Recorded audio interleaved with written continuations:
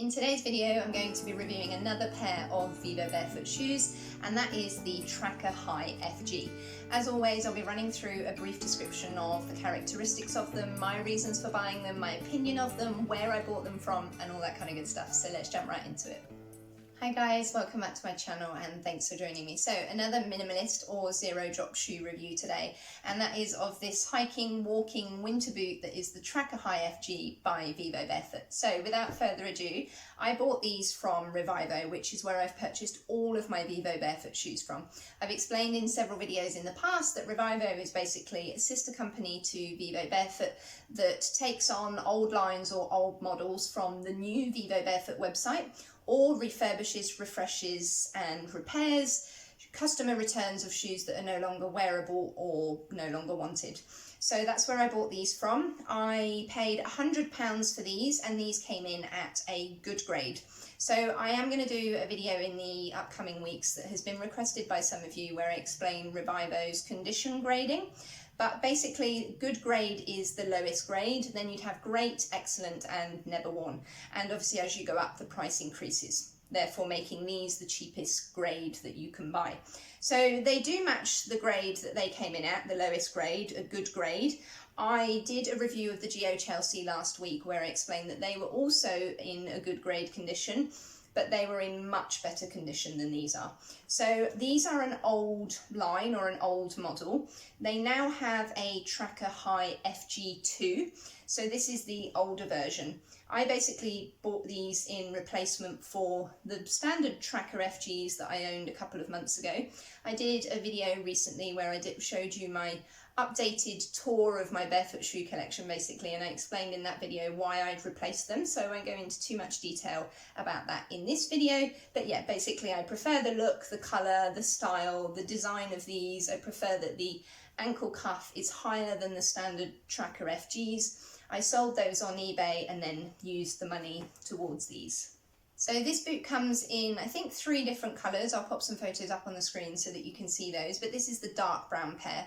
I bought these in a UK size 7, and I'm still slightly trying to get my head around the fact that I'm wearing a size 7 pair of boots because I've been between a 5 and a 6 my entire life. But having done some research before this video, I actually discovered that the Vivo Barefoot website itself states that the Tracker FGs fit a little bit smaller than other models, and so they recommend themselves actually to go up a size. So I feel a bit more reassured having read that today. But yes, wearing a size 7 pair of shoes to me is still a little bit alien.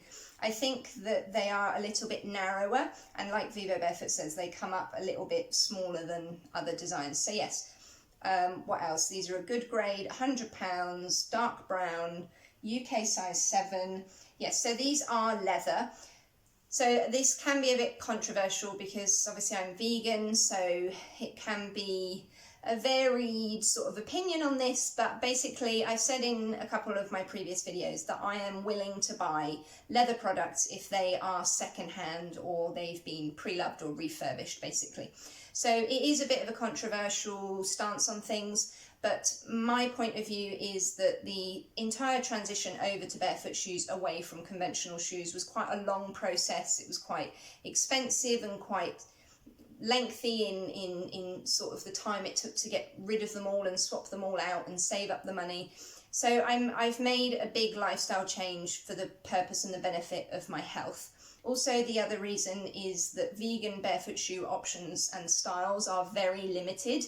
And although it's becoming more popular to buy barefoot shoes nowadays, the choices on, as far as Vivo Barefoot is concerned, in my opinion, are a lot wider than any other barefoot shoe brand. Obviously, if there is a vegan option, then I would opt for it. But seeing as these were secondhand anyway, I personally don't feel that I'm contributing to the demand for new leather products. Now, of course, there'll be some of you that don't agree with me. I completely accept that. But that's just sort of the stance that I've taken on it. I'm willing to buy secondhand leather. I would never buy new leather products or animal-derived products, but I don't feel that this is contributing to the demand for the production of new leather by purchasing an old pair of boots that was previously owned by somebody else and has been refurbished by a sustainable company. But yes, so that was just my brief little explanation of how I sort of approach things in terms of leather. So they also came with thermal insoles. And whilst Revivo state in the description of these on their website that they are not waterproof, I believe that they are. I've sort of tested them.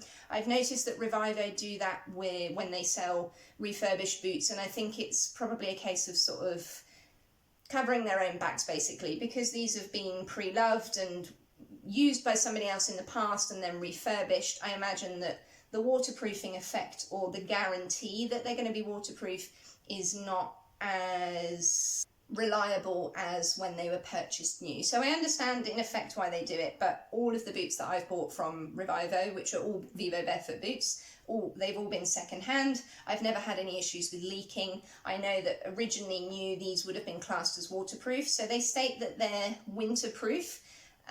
But yeah, I've found that these are waterproof. Obviously it will depend on whichever ones you buy, whichever condition you buy.